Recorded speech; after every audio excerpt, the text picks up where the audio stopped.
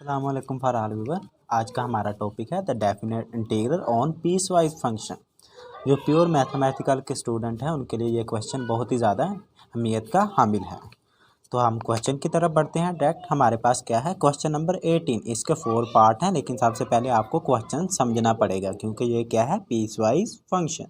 तो क्वेश्चन है क्या हमारे पास, 2x। ये कब डिनोट होगा, वैल्यू 2 है वैल्यू, लेकिन क्वेश्चन के अंदर एक ही सिलेक्ट होगी विद रिस्पेक्ट टू कंडीशन।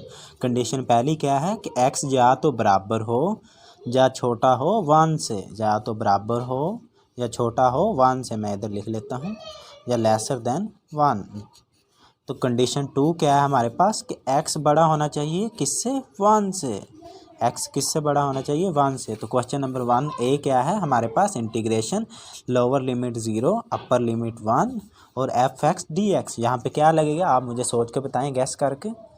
तो ऑब्वियसली यहाँ पे 2x लगेगा। क्यों 2x लगेगा, क्योंकि हमने क्या कहा था कि दूसरी कंडीशन के अंदर x 1 से बड़ा होना चाहिए, तो 1 से बड़ा नहीं है तो हमने क्या लगा दी, फर्स्ट कंडीशन। और पहली कंडीशन के अंदर क्या था, या x 1 के बराबर हो या 1 से छोटा हो, तो 1 से छोटा भी है और 1 के बराबर भी है, तो फर्स्ट कंडीशन इम्प्लीमेंट कर देनी है। तो आपने क्या लिखना है, इंटीग्रेशन 0 1, यहाँ पे क्या आएगा 2x dx। तो इसकी इंटीग्रेशन क्या होगी, हमें पता है कि 2 कांस्टेंट नंबर है, बाहर आ जाएगा 0 1 और x dx। तो क्या बच जाएगा हमारे पास, इसकी इंटीग्रेशन क्या होगी 2 और x की इंटीग्रेशन क्या होती है हमें पता है, x स्क्वायर डिवाइड में 2। क्योंकि मैं डायरेक्ट कर रहा हूँ क्योंकि हमने ये पिछले क्वेश्चनों के अंदर तफसील से पढ़ लिया, इस वजह से मैं आपको पूरा नहीं समझा रहा। तो 0 1, तो 2 हमारे पास कांस्टेंट नंबर है, तो फर्स्ट ऑफ ऑल क्या लिमिट पुट होती है, अपर वाली वैल्यू। अपर वैल्यू क्या है 1, तो x की जगह क्या आ गया 1, x का स्क्वायर था यहाँ पे तो स्क्वायर आ गया और डिवाइड में 2 और नेगेटिव। लोअर क्या था 0, तो 0 का स्क्वायर बन जाना था और डिवाइड में 2 आ जाना था। तो क्या बन जाएगा हमारे पास 2 1 डिवाइडेड बाई 2 -0, क्योंकि 1 का स्क्वायर क्या होता है 1 ही होता है। तो 2 1/2 क्या आ जाएगा, इसका आंसर 1 के बराबर। तो ये था इसका ए पार्ट। अब हम करेंगे इसका बी पार्ट। इसका बी पार्ट क्या है हमारे पास, 1 और -1। आप यहाँ पे 2 अंदर नहीं लिख सकते क्योंकि इंटीग्रेशन का रूल क्या है कि कांस्टेंट नंबर बाहर निकालना होता है।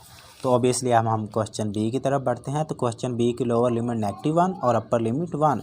तो कंडीशन 1 के अंदर क्या पड़ा था कि x 1 के बराबर होना चाहिए और 1 से छोटा होना चाहिए। तो कंडीशन कौन सी इंप्लीमेंट होगी, 1 कंडीशन क्या है 2x। तो 2x dx -1 और 1। तो इसकी इंटीग्रेशन हम पिछले क्वेश्चनों के अंदर भी पढ़ चुके हैं, पिछले क्वेश्चन ए पार्ट के अंदर। तो इसकी इंटीग्रेशन क्या आई थी हमारे पास, 2 बाहर निकल जाएगा और x के क्या बन जाएगा, स्क्वायर बन जाएगा और डिवाइड में 2 आ जाएगा, क्योंकि जो पावर होती है वो नीचे डिवाइड में आ जाती है, और -1 और +1 ये मैंने डायरेक्ट किया है।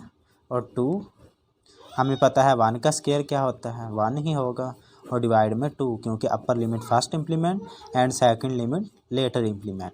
-1 का स्क्वायर और डिवाइड में 2। तो इसका आंसर बहुत ही सिंपल है, आप समझ गए होंगे उम्मीद है, लेकिन हम अभी कर भी लेते हैं। तो 1 का स्क्वायर 1 ही और डिवाइड में 2, और नेगेटिव हो और उसके ऊपर पावर इवन हो तो वो किस में हो जाता है, पॉजिटिव में कन्वर्ट हो जाता है। ये 1 से कैंसिल आउट, तो 2 मल्टीप्लाई जब 0 से होगा तो आंसर क्या आ जाएगा इसका 0। अब हम इसी का ही सी पार्ट करते हैं।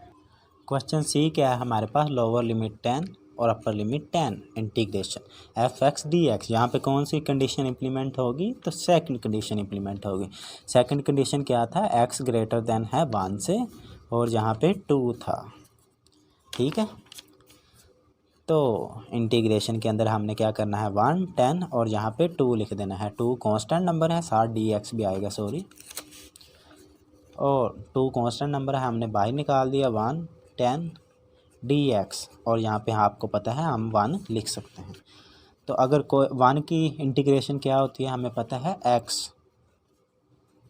क्या होगी x2, और हम इसको किससे डिनोट करेंगे, लिमिट के साथ, क्योंकि ये वाली वैल्यू हमने इम्प्लीमेंट करनी है। तो क्या बनेगा हमारे पास 2, x की जगह पहले क्या आएगा 10, क्योंकि अपर वाली लिमिट आएगी, और दरमियान में क्या आएगा, नेगेटिव के बाद 1, तो क्या बन जाएगा हमारे पास 2। 10 में से 1 निकालेंगे तो 9, तो ऑब्वियसली इसका आंसर 18 आएगा। ये था क्वेश्चन नंबर सी। और क्वेश्चन नंबर डी बहुत ही ज़्यादा इंटरेस्टिंग है, वो भी हम अभी करते हैं। तो क्वेश्चन नंबर डी क्या है, 1 डिवाइडेड बाय 2 और 5। तो आपको अब मैं एक और बात बताता चलूँ कि हमने बेसिकली अपर लिमिट देखनी होती है, लोअर लिमिट्स के साथ हमारा कोई रिलेशनशिप नहीं, ठीक है, अपर लिमिट देखनी होती है। तो हमने इस पे भी सेकंड कंडीशन इंप्लीमेंट होगी। सेकंड कंडीशन क्या था, x 1 से बड़ा होना चाहिए, तो x 1 से बड़ा है तो और 2 के बराबर था।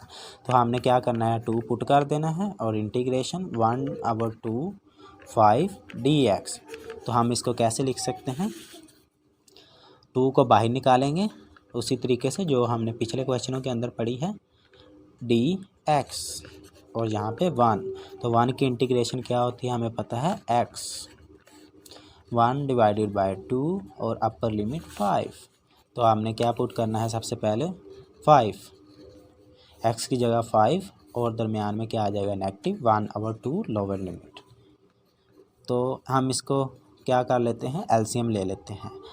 2 आपको पता है जहाँ से 5 पे मल्टीप्लाई होगा तो 10 आ जाएगा और -1 और डिवाइड में 2, 2 से कैंसिल हो, 10 में से 1 निकालेंगे तो 9 इसका आंसर। तो ये था हमारे पास क्वेश्चन नंबर डी। तो अब हमने क्वेश्चन नंबर 18 पढ़ लिया है। क्वेश्चन नंबर 17 मैंने आपको पिछली वीडियो के अंदर समझा दिया है। तो मिलते हैं नेक्स्ट वीडियो में, तब तक के लिए इजाज़त दीजिए, अल्लाह हाफिज़। अगर आपको वीडियो के अंदर कुछ ना समझ आया हो तो आप मुझे कमेंट में पूछ सकते हैं, ठीक है।